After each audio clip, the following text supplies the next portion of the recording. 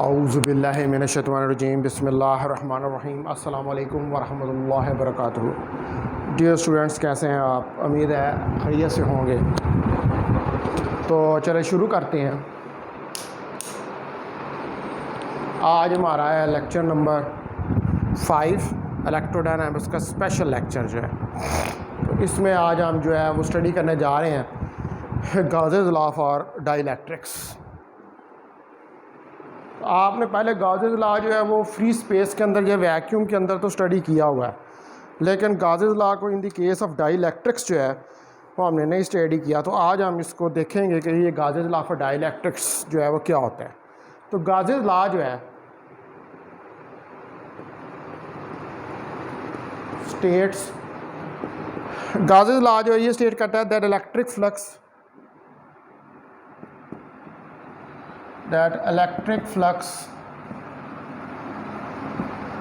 across any arbitrary closed surface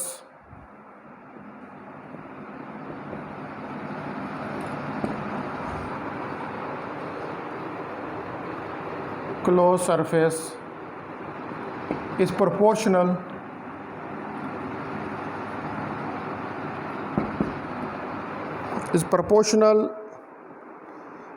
to the total charge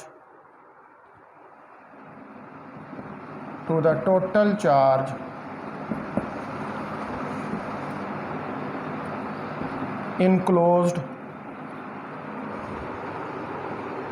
inside the surface। ठीक है जी। तो गॉसेस लॉ की ये स्टेटमेंट है कि जो टोटल चार्ज है इनक्लोज्ड किसी भी सरफेस के अंदर, वो प्रोपोर्शनल है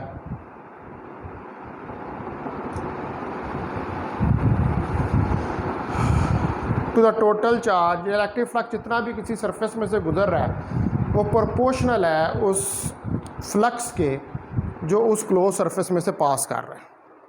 तो मैथमेटिकली जो है आप इसको राइट डाउन कर सकते हैं कि इंटीग्रल क्लोज सरफेस का ई dot D A Q enclose over epsilon not, that is equation number 1। तो इसको आप जो है वो इक्वेशन नंबर 1 का नाम जो है वो दे दें। ठीक है जी। इसकी जो डिफरेंशियल फॉर्म है उसको आप लिख सकते हैं del dot E is equal to rho over epsilon naught. ये क्वेश्चन ये अभी मैंने फ्री स्पेस के अंदर जो है गॉसेस लॉ जो है उसको राइट डाउन किया।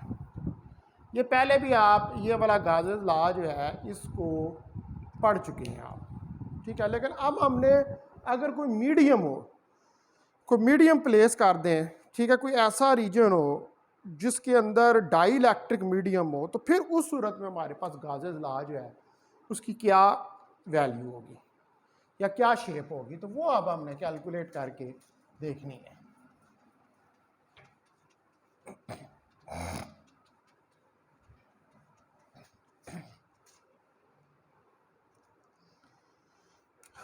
तो नाउ वी अप्लाई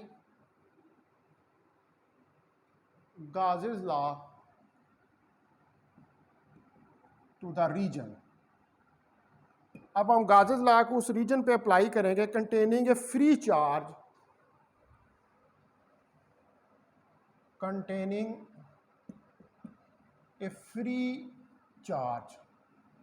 जो कि एक फ्री चार्ज जो है उसको कंटेन कर रहा है।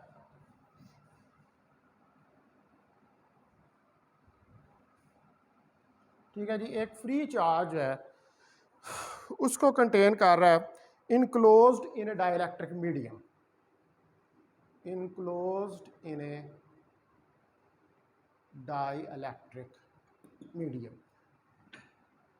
जो कि डाइलेक्ट्रिक मीडियम में इनक्लोज्ड है। ठीक है जी। अब हमने ऐसे रीजन के ऊपर लगाना है, यानी कि जहाँ पे डाई इलेक्ट्रिक मीडियम जो है वो प्रेजेंट है। अब यहाँ पर हमें क्या करना पड़ेगा, क्योंकि डाई इलेक्ट्रिक है तो पोलराइजेशन को इंक्लूड करना पड़ेगा। Now we have to include the polarisation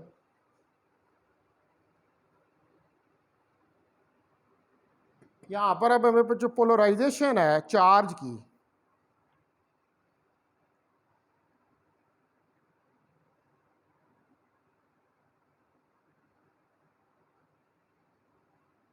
polarisation charge,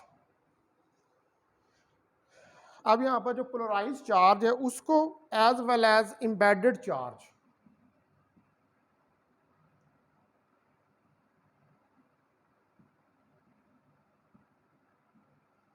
embedded का मतलब होता है चिपका हुआ, मौजूद, और एम्बेडेड चार्ज जो है उनको इंक्लूड करना पड़ेगा।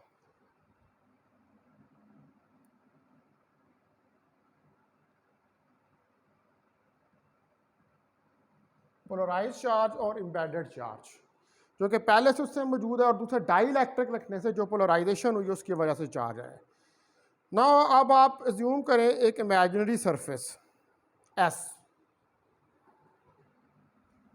Now assume an imaginary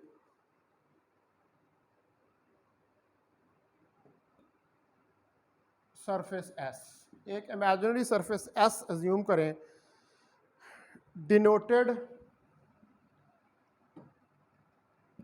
bye dashed line inside the dielectric medium।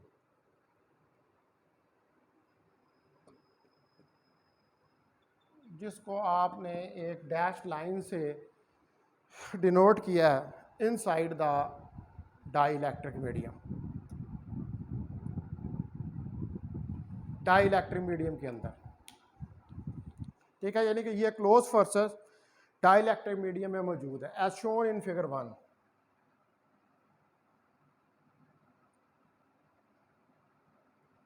As shown in figure 1, जिसको कि फिगर 1 में शो किया गया है। और फिगर 1 यहाँ पर बनाते हैं हम। ये देखें, ये डाइलेक्ट्रिक मटेरियल है, ठीक है। इसके अंदर ये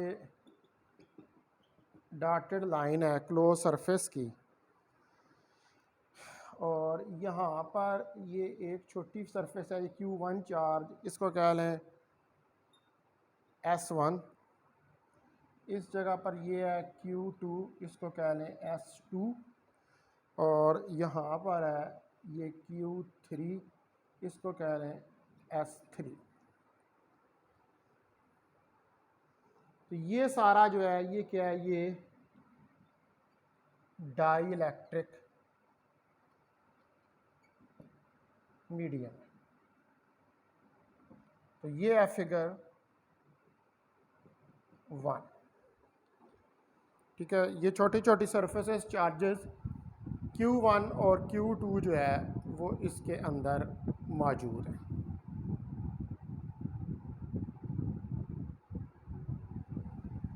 ठीक है जी। इस फिगर 1 में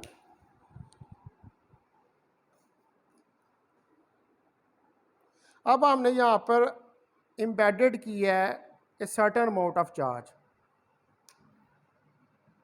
we embedded now a certain amount of charge। हमने एक सर्टेन अमाउंट ऑफ चार्ज जो है उसको एम्बेड किया है in the volume charge Q, in the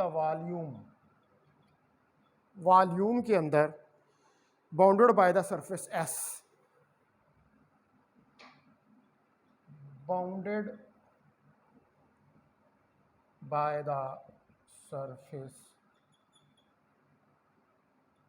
S, जो कि बाउंडेड है सरफेस एस से। ठीक है, ये देखें, ये वाली ये डॉटेड ये सरफेस एस है।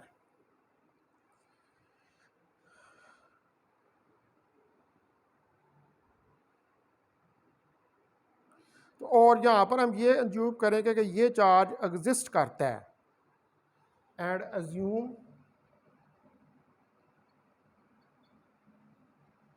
दैट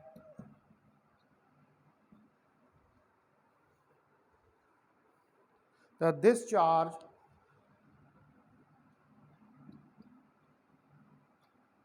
exists, ये एग्जिस्ट करता है on the surface of three conductors, on the surface of three conductors, तीन कंडक्टर्स की सरफेस के ऊपर, जैसे ये हैं 1 2 3, इनकी सरफेस के ऊपर। और इसकी अमाउंट क्या है? In amount Q1 Q2 and Q3, ये इसकी अमाउंट है इन तीन कंडक्टर्स के, जिनको कि हमने Q1 Q2 और Q3 का नाम जो है वो दिया।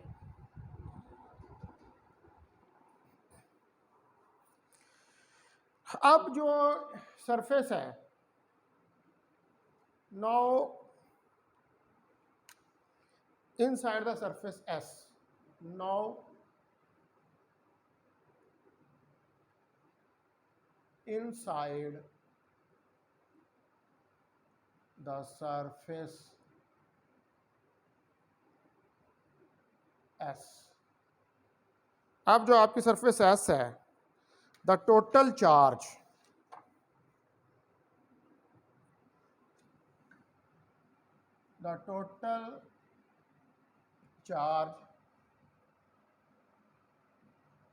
consists of two distributions, वो दो डिस्ट्रीब्यूशंस के ऊपर कंसिस्ट कर रहा है।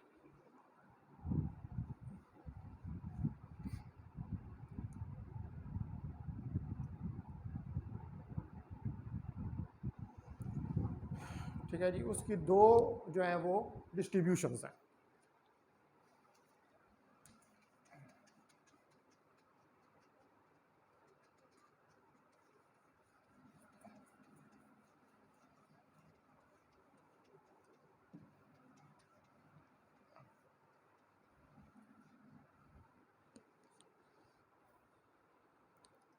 और ये डिस्ट्रीब्यूशंस क्या है कि एक है Q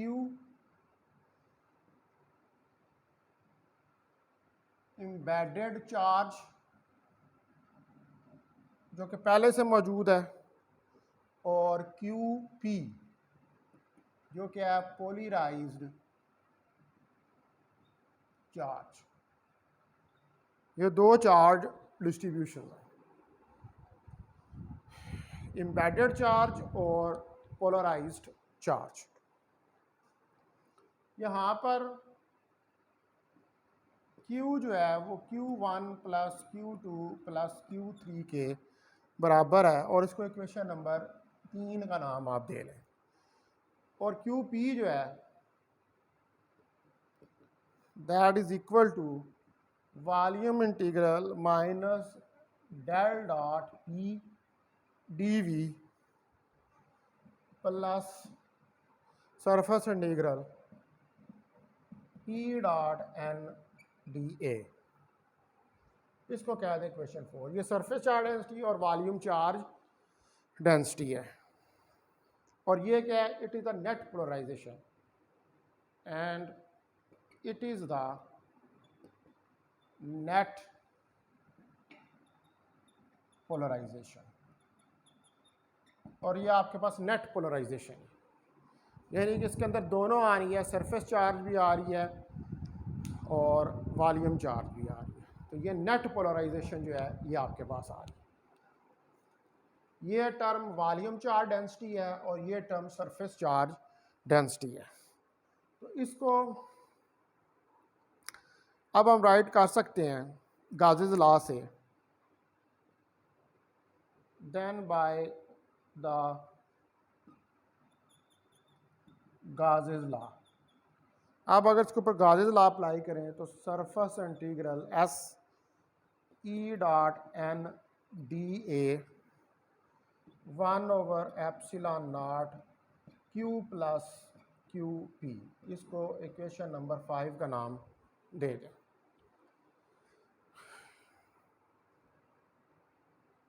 अब इक्वेशन 4 के अंदर, इन इक्वेशन 4 जो ये वाली इक्वेशन है, V is the volume, V जो है वो वॉल्यूम है ऑफ डाइलेक्ट्रिक,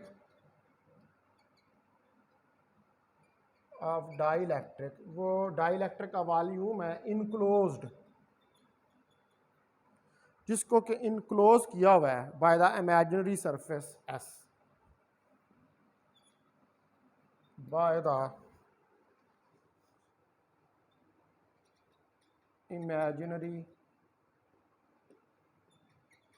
सरफेस S। ठीक है जी, जिसको आपने इमेजिनरी सरफेस S जो है उसकी मदद से इनक्लोज किया हुआ है।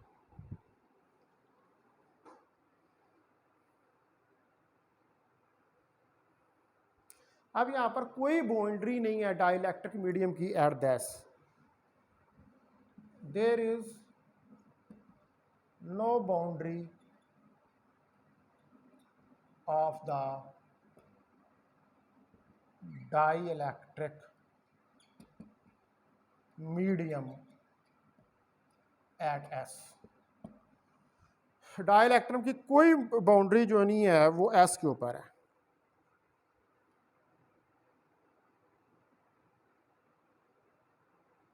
तो इसका मतलब है कि जो सरफेस इंटीग्रल है इक्वेशन 4 के अंदर, सो द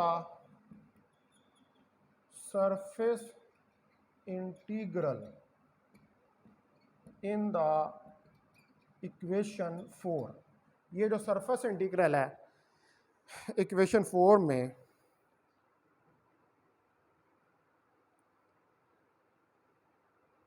तो वो फिर कोई कंट्रीब्यूशन कंटेन नहीं करेगा from S,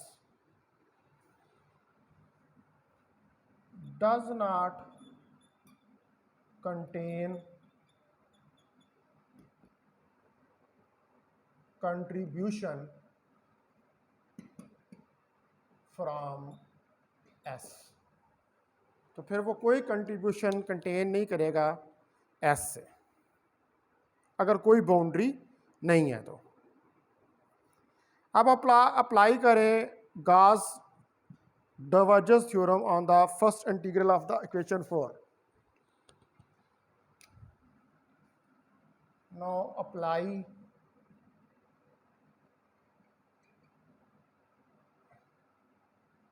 divergence theorem on the first integral of equation 4। जो पहला इंटीग्रल है इक्वेशन 4 का, उसके ऊपर अप्लाई करें डाइवर्जेंस थ्योरम।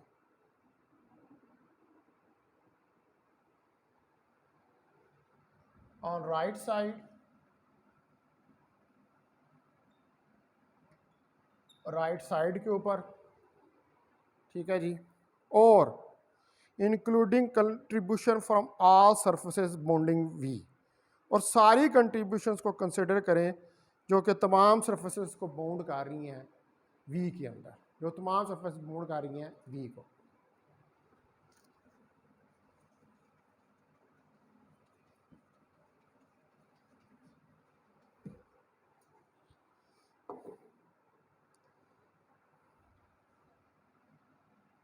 एंड इंक्लूडिंग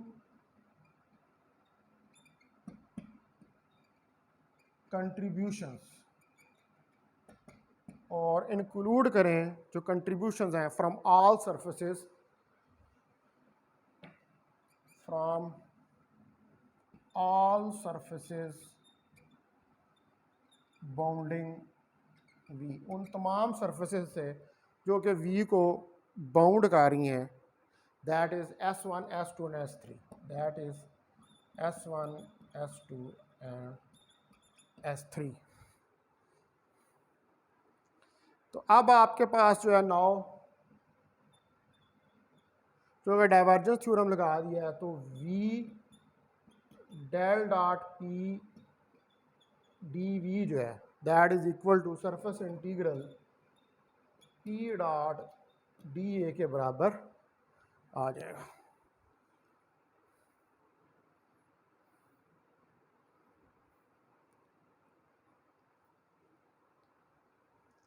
ठीक है जी। अब आप देखें कि यहाँ पर मैं एक और फिगर जो है वो उसको ड्रा करता हूँ। ठीक है, वो फिगर क्या होगी, आप देखें कि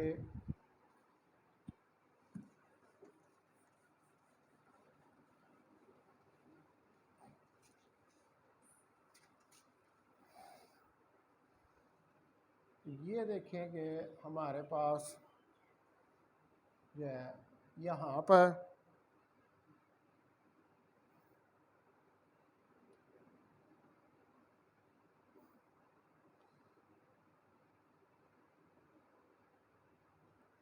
इसको S1 कह लें, ये टोटल सरफेस S है, इसको कह लें फिगर 2।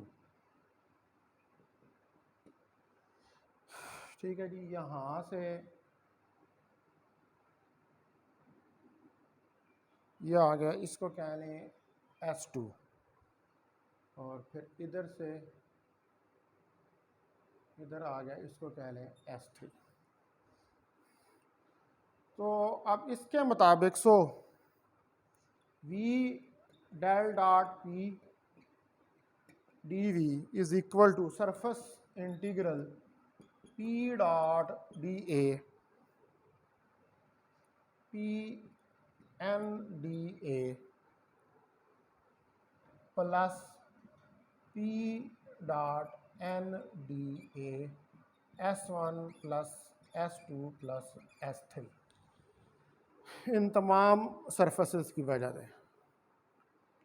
अब इसको पुट करें, इस इक्वेशन को पुट इट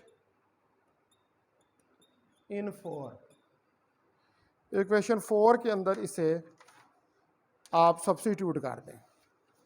तो इक्वेशन 4 के अंदर आप सब्स्टिट्यूट करेंगे तो आपके पास वैल्यू आ जाएगी Q P is equal to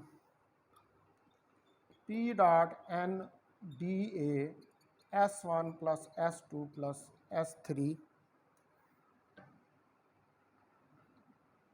minus surface integral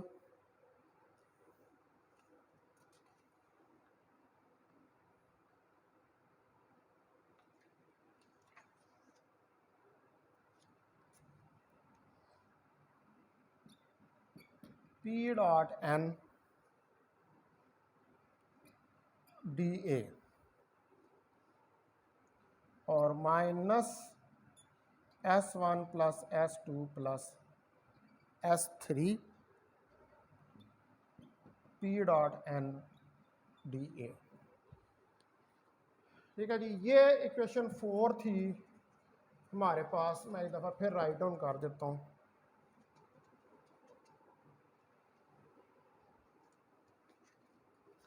जिसके अंदर हमने ये वैल्यू पुट की है।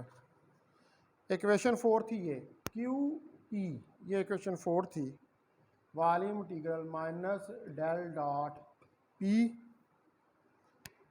D V plus close S star S1 plus S2 plus S3 P dot N D A. ये इक्वेशन 4 थी आपके पास, ये वाली। इसके अंदर हमने अब वैल्यू जो है वो सब्स्टिट्यूट कर दिया है del dot P D V की। ठीक है जी, ये वैल्यू सब्स्टिट्यूट की, तो इसको सब्स्टिट्यूट करने के बाद अब आप देखें इसमें कोई कटिंग होती है, देखें ये वाली वैल्यू इस वैल्यू से कैंसल आउट हो जाएगी, तो क्यू पी आपके पास क्या बच जाएगा, minus surface integral P dot N D A. इसको आप कह दें कि दैट इज इक्वेशन नंबर 6। इसको इक्वेशन नंबर 6 जो है वो आप कह दें। अब इसको 6 को यूज करें 5 के अंदर। Now use 6 into 5। अब 6 को 5 के अंदर जो है वो इस्तेमाल करें, तो 6 को 5 के अंदर यूज करेंगे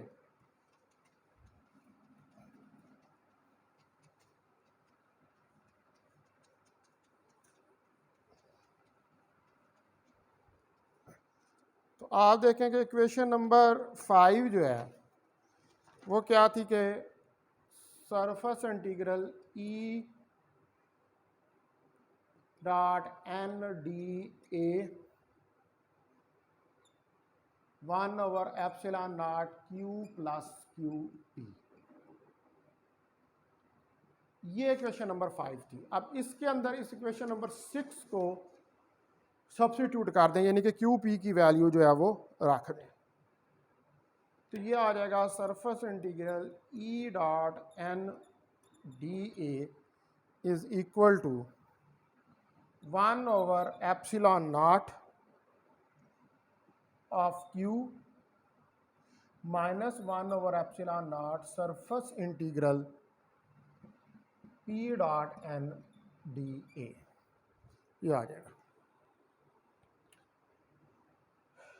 ये एप्सिलॉन नॉट इस तरफ से आ जाएगा, epsilon not E dot D A 1/क्यू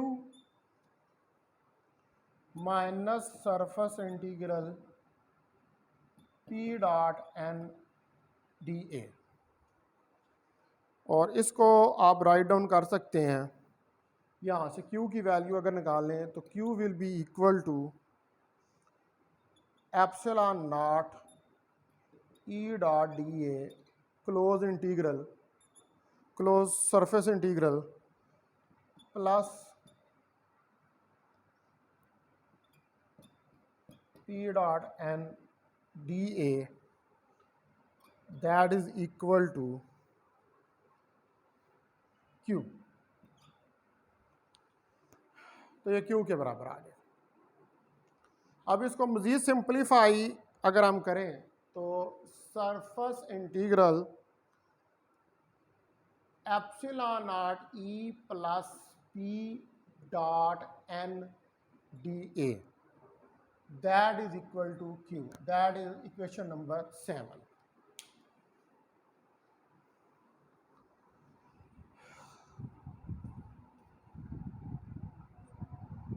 ठीक है जी, ये आपके पास इक्वेशन नंबर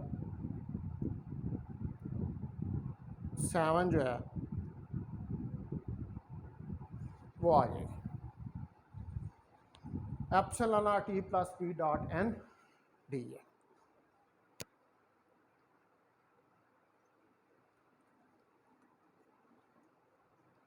अब ये इक्वेशन क्या स्टेट करती है, ये इक्वेशन नंबर जो 7 है,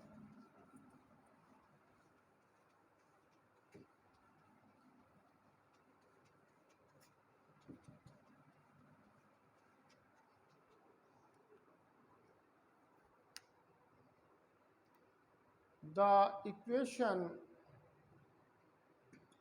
states that the flux, ये इक्वेशन स्टेट करती है कि जो फ्लक्स है of the vector epsilon not E plus P through a closed surface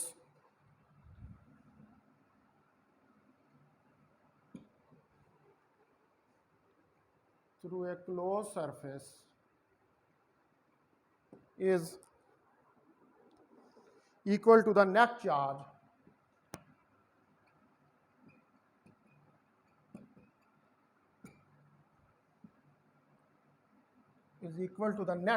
यानी कि जो टोटल चार्ज फ्लक्स है इसकी वजह से दैट वी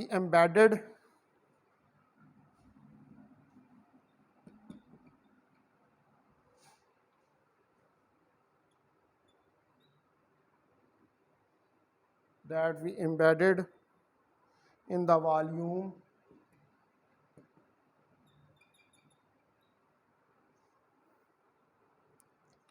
enclosed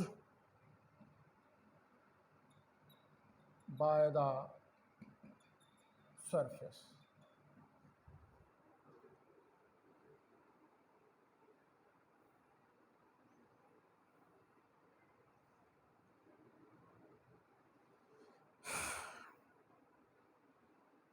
ठीक है जी, कि ये इक्वेशन स्टेट करेगा जो फ्लक्स है vector epsilon not P plus P का through a close surface is equal to the net charge that be embedded, ये उस नेट चार्ज के बराबर है जो कि हमने एक वॉल्यूम के अंदर लिखा हुआ है और वो वॉल्यूम जो है वो इनक्लोज्ड है by the surface.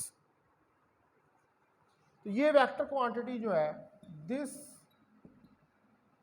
Vector quantity is called, इसको डिस्प्लेसमेंट वेक्टर का नाम देते हैं, is called electric displacement vector. ठीक है जी, इसे इलेक्ट्रिक डिस्प्लेसमेंट वेक्टर का नाम जो है वो दिया जाता है और इसको डिनोट करते हैं by D, capital D, and it is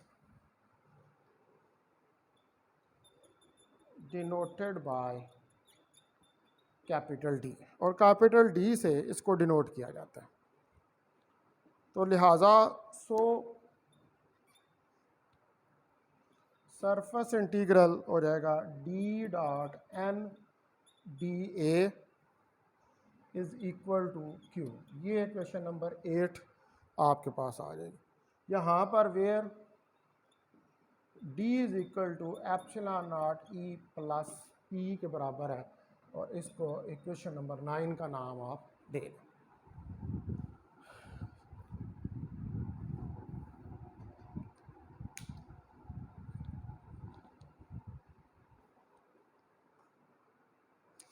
तो जैसा कि हमें पता है कि as we know that Q is equal to V rho D V के बराबर होता है।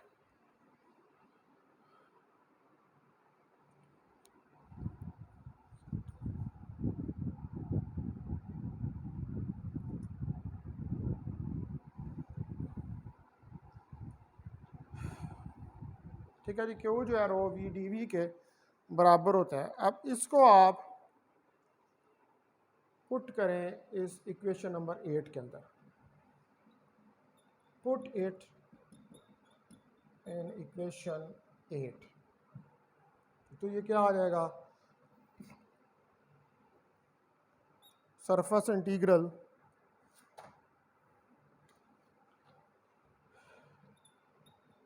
D dot D A that is equal to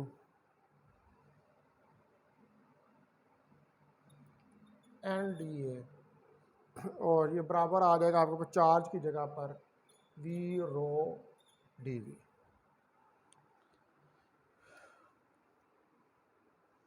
अब इस लेफ्ट इंटीग्रल के ऊपर apply divergence theorem on the left integral.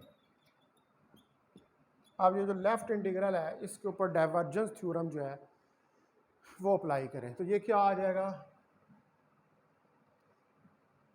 D dot N D A volume integral del dot V D D V इसके बराबर आ जाएगा। तो इसका मतलब है कि ये वैल्यू फिर यहाँ पर हम सब्स्टिट्यूट कर देंगे। ये वैल्यू जब इधर सब्स्टिट्यूट करेंगे तो ये क्या बन जाएगा,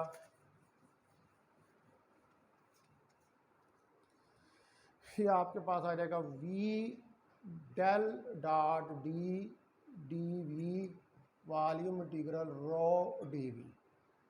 तो ये आ जाएगा del dot D minus rho volume integral D V is equal to 0। तो D V integral V is not equal to 0 but del dot D is equal to minus rho is equal to 0। तो del dot D is equal to rho. इसको कह लें ये equation number 10 है। अब ये जो है ये डिफरेंशियल फॉर्म है गाजेस लॉ की।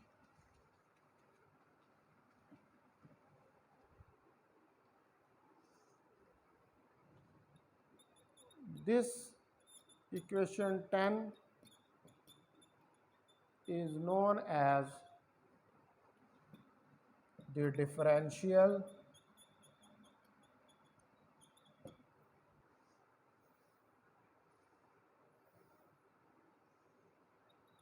form of Gauss's law for dielectrics।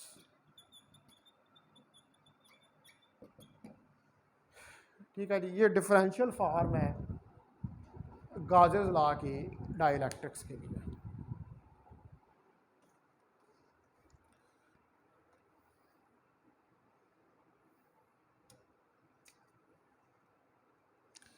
अब अगर हमारे पास एक स्मॉल रीजन हो delta V, for a small region delta V in which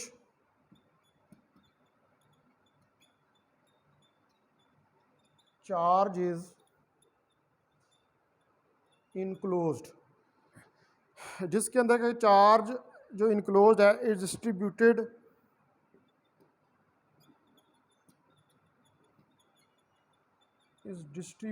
और इस तरह डिस्ट्रीब्यूटेड हो as a charge density rho. Charge density rho की तरह एक स्मॉल वॉल्यूम हो और उसके अंदर चार्ज डिस्ट्रीब्यूटेड हो जैसे कि चार्ज डेंसिटी रो है, इस तरह।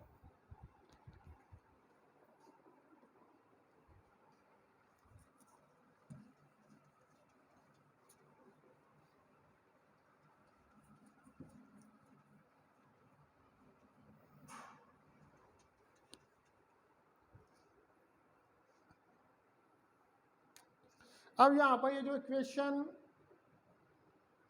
8 and 10 है are the integral and differential forms of Gauss's law for the dielectrics। ये इंटीग्रल डिफरेंशियल फॉर्म है गॉसेस लॉ की डाइलेक्ट्रिक्स के लिए।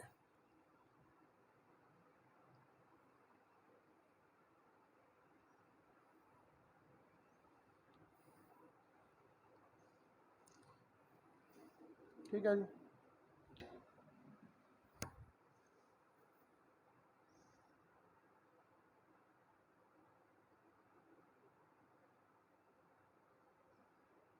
अब जो टोटल इलेक्ट्रिक फील्ड है हर पॉइंट के ऊपर, we can express the total electric field at each point। ठीक है, हम टोटल इलेक्ट्रिक फील्ड को हर पॉइंट के ऊपर एक्सप्रेस कर सकते हैं in the dielectric medium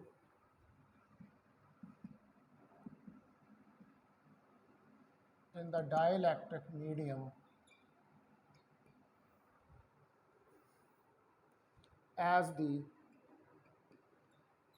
sum of two parts। D is equal to epsilon naught E plus P। ठीक है, इस तरह इसको हम एक्सप्रेस कर सकते हैं।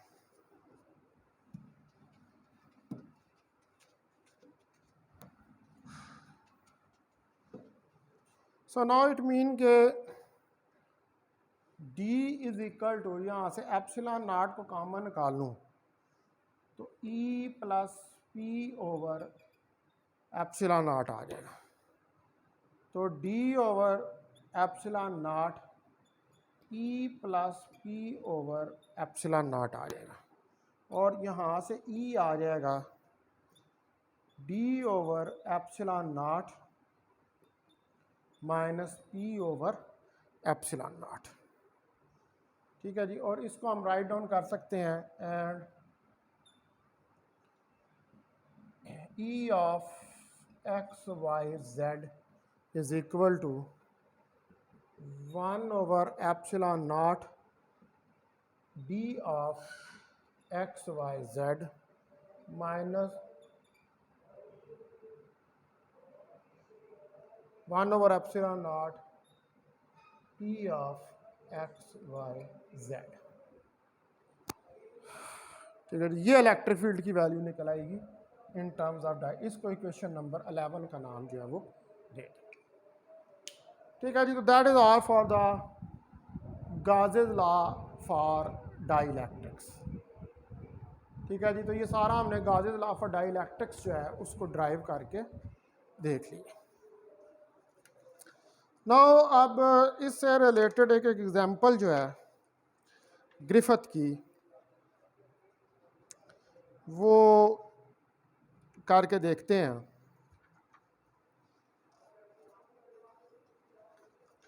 और एग्जांपल है ये 4.4।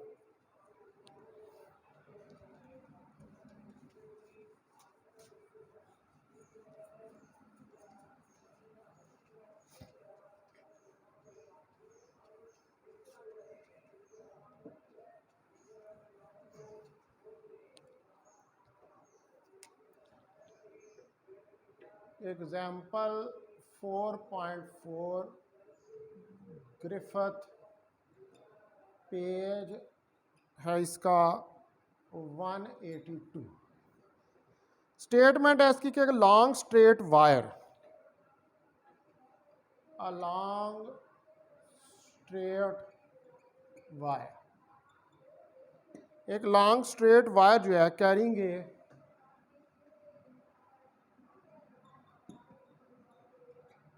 Uniform charge, line charge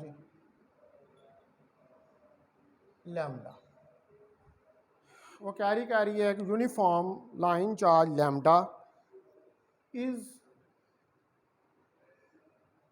surrounded, और ये सराउंडेड है by rubber insulation, by rubber insulation. इसको रबर इंसुलेशन से सराउंड किया गया out to a radius a, out to a radius a. Figure 1 के अंदर इसको शो किया गया। फाइंड द इलेक्ट्रिक डिस्प्लेसमेंट, तो इसके लिए आपने फाइंड द इलेक्ट्रिक डिस्प्लेसमेंट तो इसके लिए इलेक्ट्रिक डिस्प्लेसमेंट जो है उसको फाइंड करना है।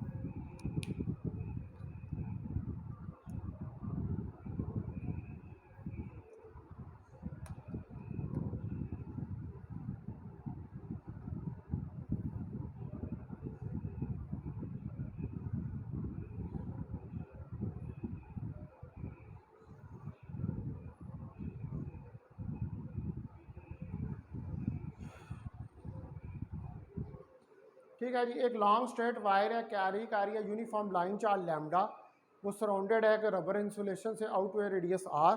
इसके लिए हमने इलेक्ट्रिक जो है डिस्प्लेसमेंट फाइंड करना है। तो पहले हम ये फिगर देखते हैं सॉल्यूशन इसका।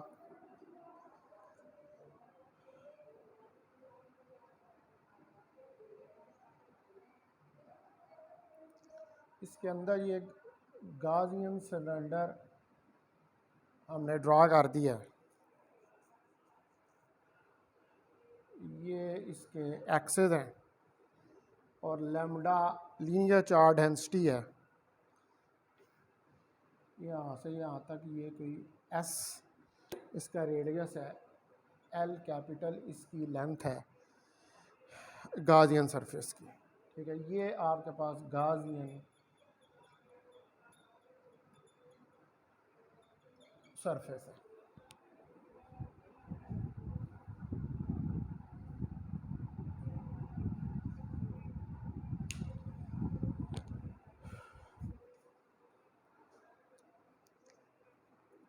ठीक है जी, अब हमने गाजियन सरफेस ड्रा किया of radius S and length L. We draw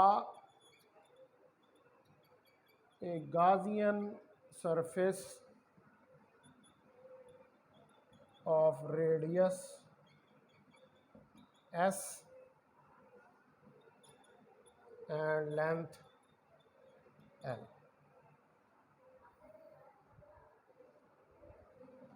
तो अब आप इसके ऊपर जो है वो लगाएं Gauss's La.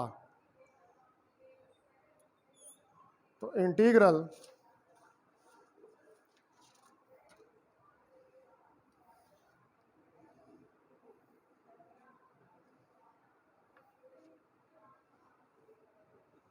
d dot D A is equal to Q.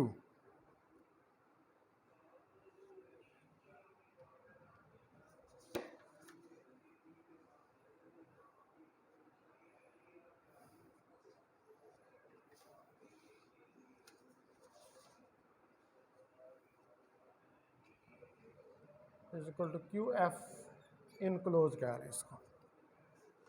ठीक है जी,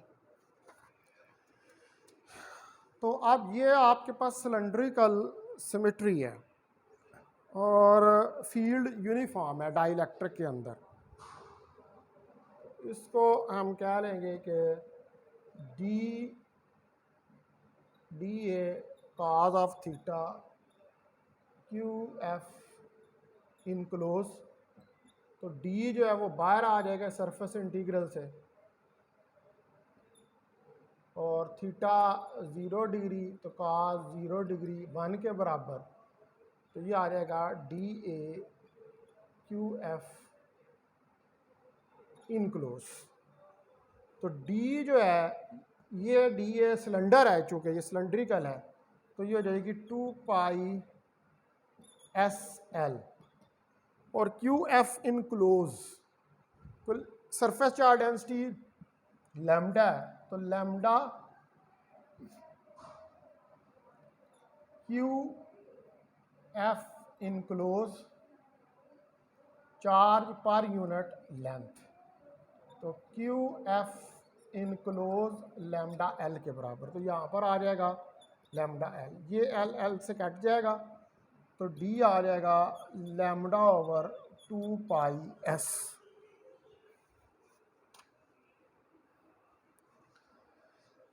तो इसको अगर वेक्टर फॉर्म में अगर आप लिखें तो D will be equal to lambda over 2 pi S, S unit vector के बराबर आ जाएगा।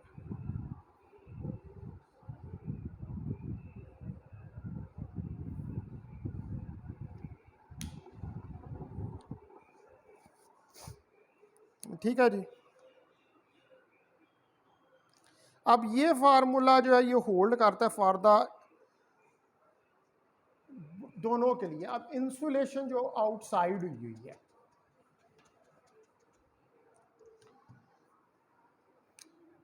Notice this formula holds both within insulation, जो इनसाइड इंसुलेशन है, एंड आउटसाइड इट, अंदर और बाहर दोनों पे ये जो फार्मूला है ये होल्ड करता है, क्योंकि इसका जो आउटर तक रेडियस है वो ए है।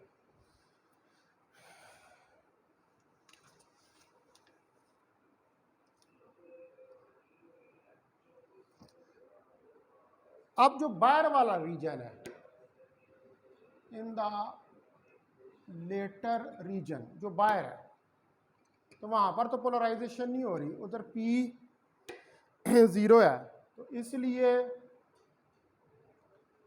जो E है आपके पास, फार्मूला जो आपने इलेक्ट्रिक फील्ड का निकाला था, D/ε0 माइनस P/ε0, तो यहाँ पर P तो 0 है, तो ये E आ जाएगा D/ε0 माइनस 0, यानी कि E आ जाएगा D/ε0।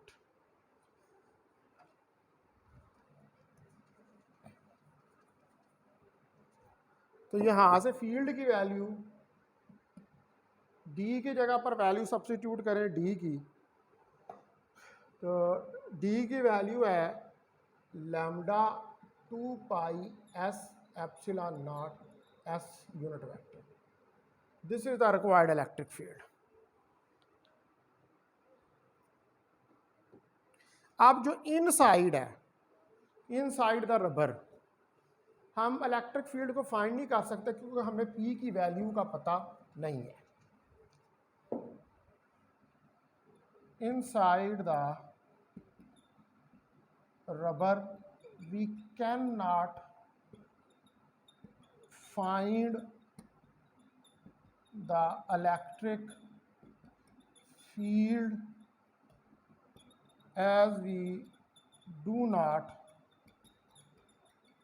know about the P, क्योंकि इनसाइड हमें इलेक्ट्रिक पोलराइजेशन की वैल्यू नहीं दी हुई, इसलिए हम इलेक्ट्रिक फील्ड जो है उसको कैलकुलेट नहीं कर सकते।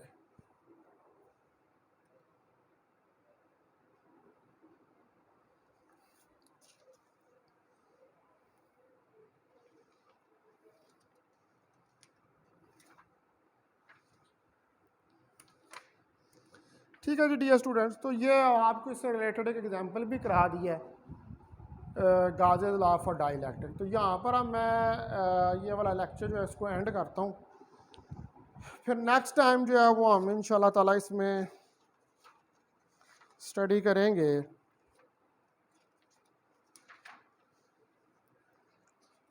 बाउंड्री कंडीशंस और लीनियर डाइलेक्ट्रिक, जैसे सक्सेबिलिटी, परमिटिविटी और डाइलेक्ट्रिक कांस्टेंट। यहाँ पर लेक्चर जो है उसको एंड करते हैं। बहुत शुक्रिया आपका।